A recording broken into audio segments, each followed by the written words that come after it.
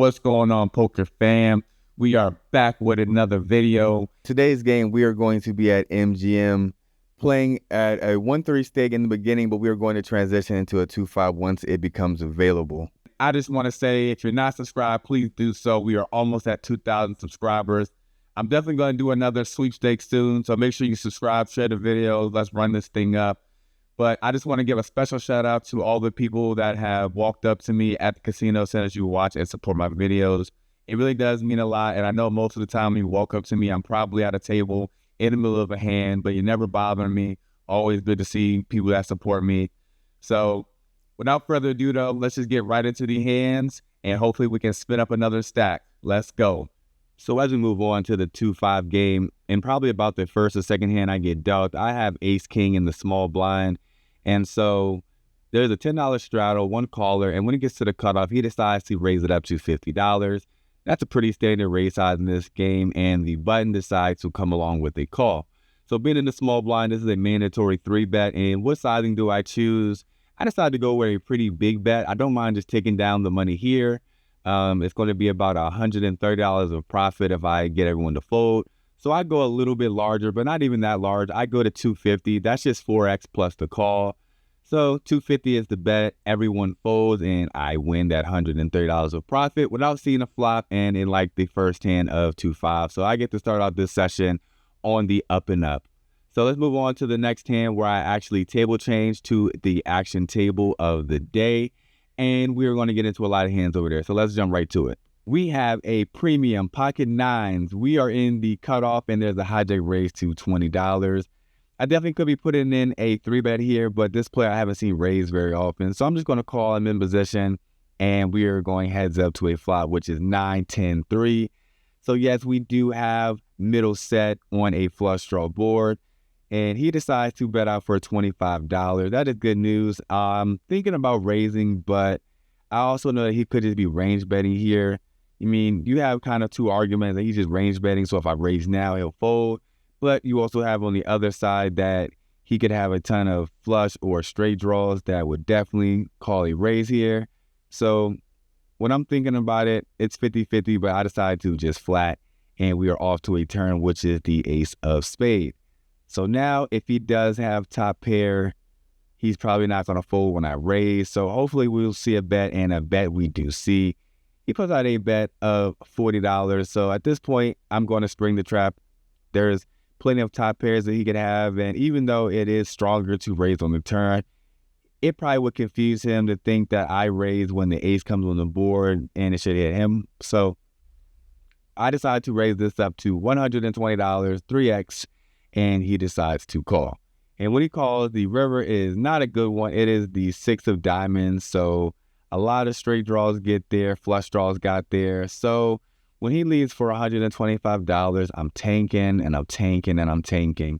I already know that I'm never folding, but the only question is, should I raise? And the problem with raising is I have to get called by a worse hand. Now, what worse hands would call? I mean, ace king maybe with the king of diamond, but that's still iffy because I check raise turn, he leaves river, and I re-raise again. That's going to look incredibly strong. So at this point, I feel like the only hands that would call my raise would just be flushes, and I am not trying to get called by a flush because I would lose.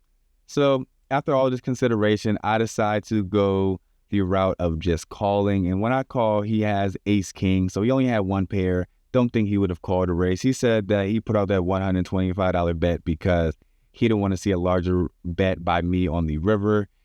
And I think that was a pretty good play by him because I definitely would have bet about $250 if he would have checked to me. So either way, do you think that I should have raised the river, or do you think that there was a better way I could have played this hand? Just let me know in the comments. We know we always have a discussion. I respond to all the comments. Drop them there and I will get right to them. So moving on along, we have queen jack in the big blind. There's an under the gun raise to 20 and the cutoff calls. And I decide, hey, why not? I'm going to put in a call as well. So we're off to a flop, which is 8-10-6 with 2 diamonds. So only thing we got really working here is just 2 overs and a gut shot. And so I check and the big blind checks, and then it gets to the cutoff, who in real time I didn't even know was in the hand. and he puts out a bet of 30. So now I'm thinking over my options, and I'm like, well, I do got 2 overs and a gut shot, so I'm going to just go ahead and put in a call. And so we're off heads up to the turn, which is a 9 of club, giving us the stone cold nuts. But there's now 2 flush draws, diamonds, and clubs on the board. And so now I check, and I want you to listen to the audio in which I have with the cutoff player. What I will not on about is not too very short. X1's going to be announced 2:40. Blasting, I'm a blast your shit out soon. So it's at this point where our opponent decides not to heed our words, and he decides to put out a bet of 60, and this is my response. All in. I talked to him about all this. As a man of my word, I decide to just go all in. Obviously, for 700, it is a monster raise. Could I perhaps go smaller and then jam any rivers? But it's such a wet board. I just decided, hey, I'm going to be true to my word, have some fun at the table. Everyone was laughing at the spot, even the guy who was in the hand. So you could ask yourself, would I do this with anything besides the nuts? The answer is there's maybe a few strong hands that I would do that with that's not the nuts, being sets. But no, it's not balanced. But at the end of the day, you don't really need to be balanced in 2-5. Because every once in a while, you'll get somebody with 2 pair or a set to level themselves into a call, and then you'll win massive. So it all even out in the end as long as you get called maybe 1 out of 10 times, which I believe that if he had a set, he would probably call every time. So I think it's actually not as bad of a play as it seems like on the surface. But if you want to roast him in the comments, go for it. But let's try to move on to a hand where we play a little bit more solid, fundamental poker. Moving along to a more thinner hand, we have ace queen and a hijack, and when it gets to me, I decide to raise it up to $25, and the button and the big blind are our 2 customers. So going heads up to the flop, it is queen 7-3 with 2 spades. When it checks to me, I decide to put out a wager of $35, and only the button decides to call. So when he calls, he could have a queen, he could have a 7, or he could just have a flush draw. So we're off to the turn, which is a deuce. And now I decide to check it to my opponent. The reason why I check is because I know that he's an aggressive opponent, and I know that me checking will give him rope. So he puts out a bet of $75. That's a little bit larger of a bet than I was expecting, but with top pair, top kicker, I'm not going to fold, and I don't really think that I need to raise here. So I decide to call, and the river is a 7 of spade, bringing in the flush draw. So now when he bets out for $125, I am in quite the decision. In a lot of games like this could be a fold, but because I'm playing against this guy named Ryan, who's a good player, I know he'll go for thin value. He doesn't even have to have a queen. He could take a bet with maybe pocket 9s or something like that, thinking that I must be weak when I check back the turn. So all that being said, I decided to put out a call, and when I called, he shows that he had queen jack, so he was value betting very thinly. But we do have him out kicked in this hand. But I really do like his bet, going for that thin value right there. Obviously, he knows I don't have a flush draw, so it looked like my hand was pretty capped to having a hand that was worse than his queen. But in this way, we played it a little bit trappy, and the ace queen gets us paid off. So if you think I should have played the hand a little bit differently, just let me know. But either way, that was a pretty big profit to making that pot, and we are on to the next hand.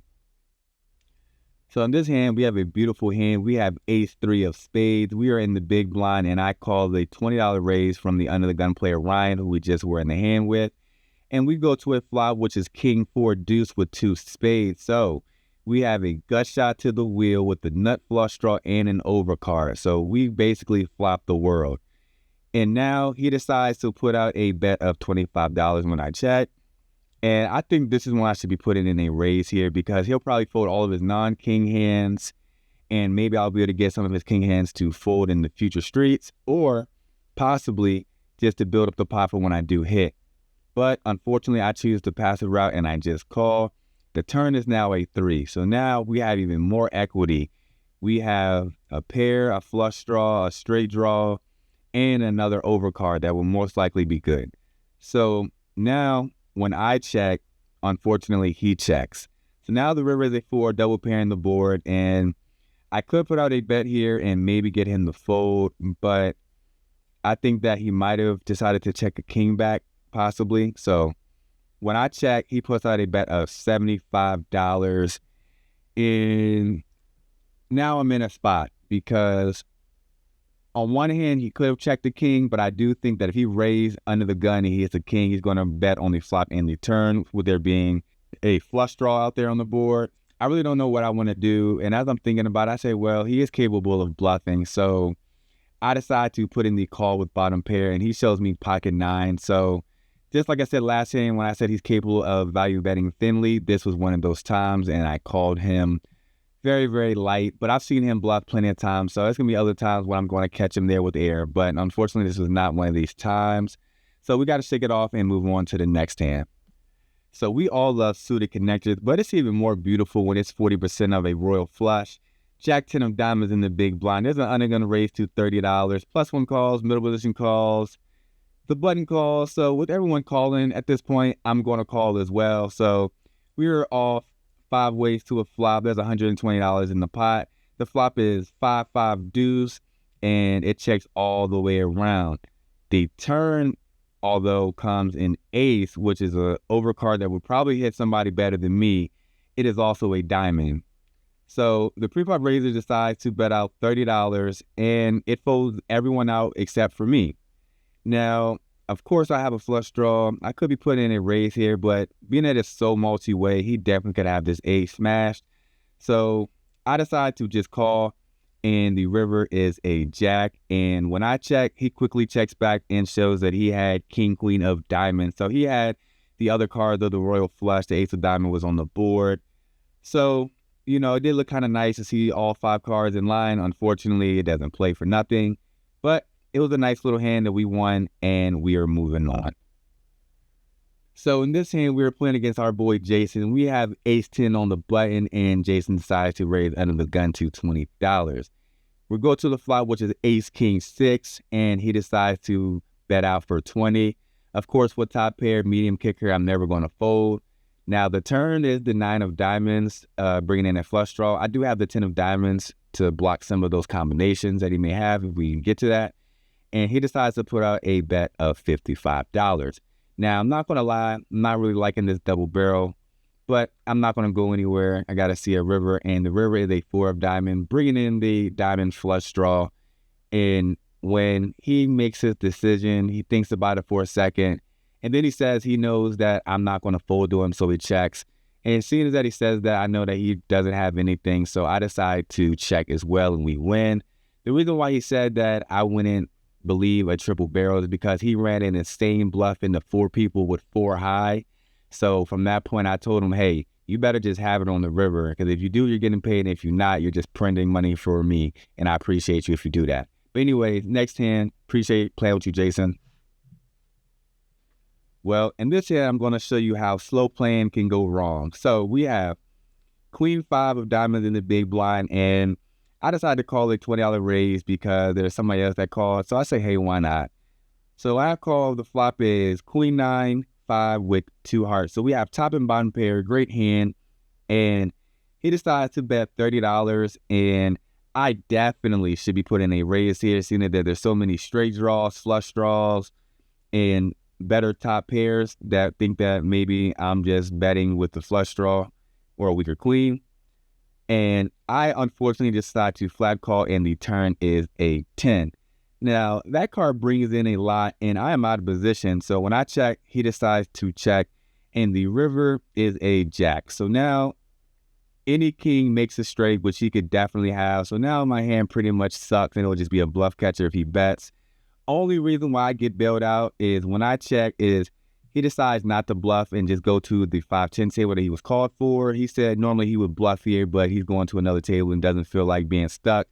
So he decides to just check, and I win with 2 pair, and I got very fortunate, but that run out still sucked, and that's not how you play a hand. So even though you win a pot, you can still take lessons and learn, like, hey, you know, don't play like that, or just play your hand, fast play your hand, because you're going to make way more money fast playing your hand. And plus, my hand is so vulnerable to overcards, sets, straights, flushes, that you just need to put in the money while you know you have the best hand.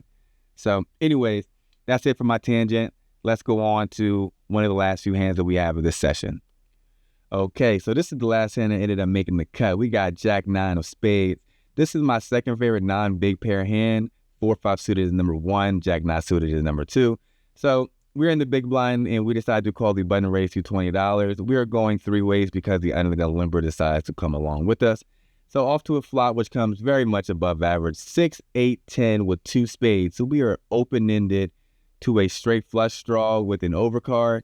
So when I check, the pre-flop raiser decides to bet out for $40.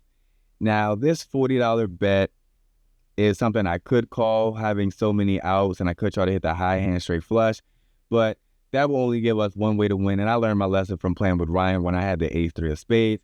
I got to play this aggressively and have more than one way to win. So I raised this up to $150. And for this price, both players decide to get out of the way. And it's a good thing that I decided to raise here because the turn was an 8 and the river was a deuce. So I would have bricked out on my draw and just been sitting there with jack high. So I'm glad that I raised and got people out of the pot. Sometimes you got to make in-game adjustments. When you realize that you played one hand poorly, that does not mean you make the same mistakes constantly for the rest of the session. So this is just showing you sometimes, hey, you got to get your mind into the game, make your adjustments, and then play more aggressively. Because in this game, the aggressive game is always going to be the one that would net you more money. Obviously, you're going to know when to tone it down, but just as a default, being aggressive is the correct way. So that's it for this 2-5 session. I will see you in the outro, and let's see what the results were. All right, so that is it for the video. You had a good time. Had a couple friends that was there. A couple people that watched the videos were there. Ryan, Jason, and a few others whose names I forgot. But if you were there with me, just comment, say that you were there playing with me. But anyway, let's get to the results. As you see, we have a beautiful background here. That is the Potomac River that separates D.C., Maryland, and Virginia. But as the results for the video, we were into the game initially for $200 in the 1-3. We profited about $100 in that game before we left. And in the 2-5 game, we made a profit of about $900. So that's a total profit of $1,000 and something dollars. The exact totals will be right here. So just want to say I appreciate y'all for watching. If you got to this point, always make sure to like, comment, and subscribe. And until the next one, holla.